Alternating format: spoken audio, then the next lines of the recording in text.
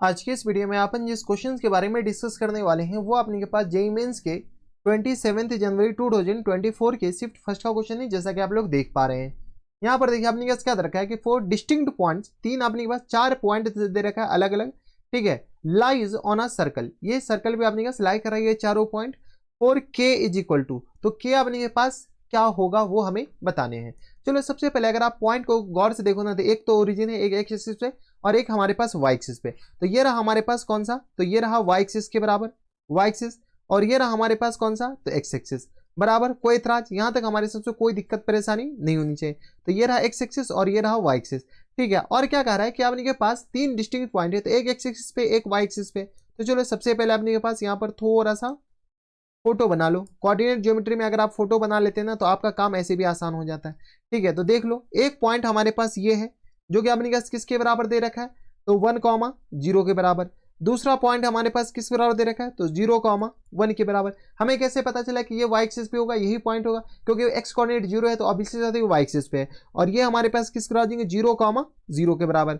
अब क्या बोला गया है कि ये जो सर्कल है, इस सर्कल पे एक और पॉइंट है जो कि अपने पास कहां पे हमें नहीं पता, लेकिन हम कहीं पर ले लेते हैं 2k, 3k के बराबर दे रखा है। अब हमारे पास k का वैल्यू बताने हैं। चलो अगर आप गौर से देखते हो ना, तो ये जो एंगल है, कौन सा एंगल, ये वाले एंगल, ये वाले एंगल 90 डिग्री है। और हमें ये पता है, हमें क्या पता है कि अगर यहां से लेकर के यहां तक अगर अपने के पास कोई भी लाइन ड्रॉ करते हैं तो ये डायमीटर होगा। क्यों, क्योंकि अपने के पास डायमीटर का जो एंगल होता है वो अपने के पास पेरीमीटर, डायमीटर पेरीमीटर पे कितना डिग्री एंगल बनाता है, 90 डिग्री का।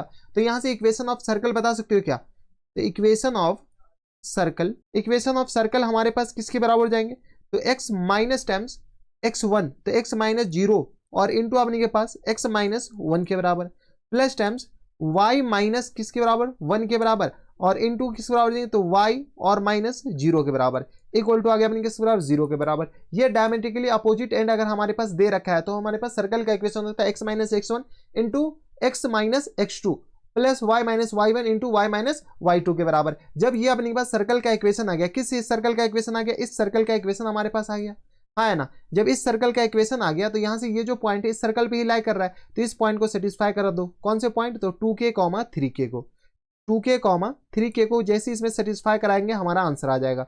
बता दो 2k और ये आ गया अपने के पास इंटू किसके बराबर जाएंगे, तो ये आ गया अपने के पास 2k माइनस टाइम्स 1 के बराबर, प्लस टाइम्स यहां से बताओ, तो ये आ गया 3k माइनस 1 के बराबर और इंटू किस बराबर आ जाएंगे, 3k के बराबर, इक्वल टू आ गया 0 के बराबर।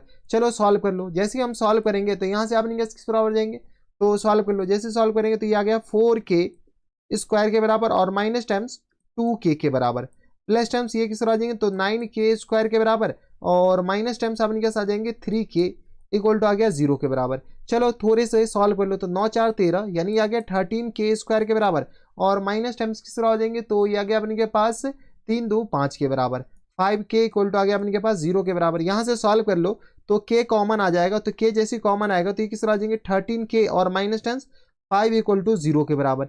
यहां से सॉल्व कीजिएगा तो यहां से दो वैल्यू आ जाएंगे k इक्वल टू 1 तो 0 आ गया और यहां से k इक्वल टू 1 तो अपने पास 5/13 आ गया। k 0 लीजिएगा तो अपने के पास ये 0,0 हो गया, जो कि ओरिजिन पहले से दे रखा है। तो यहाँ से k इक्वल टू 0 तो अपने के पास ले नहीं सकते, k इक्वल टू किस तरह आ जाएंगे 5/13। 5/13 देखिए कौन से ऑप्शन में दे रखा है, तो ऑप्शन नंबर सी में दे रखा है, यानी ऑप्शन नंबर सी क्या जाएंगे, करेक्ट आंसर हो जाएंगे। सीधा सा सिंपल सा बात है। अगर कोऑर्डिनेट ज्योमेट्री में, कौन सी में, कोऑर्डिनेट ज्योमेट्री में अगर आप फिगर बनाना सीख लिए, फोटो बनाना सीख लिए, तो आपका आधा क्वेश्चन तो वहीं पर सॉल्व हो जाता है। तो ये थे हमारे पास जेईई मेंस के 27 जनवरी 2024 के सिर्फ फर्स्ट का क्वेश्चन था और आसान सा क्वेश्चन था, कुछ था नहीं ऐसे क्वेश्चंस में। तो बस इतना इस वीडियो में, मैं आपसे मिलता हूं नेक्स्ट वीडियो में, तब तक stay happy, stay healthy and good bye.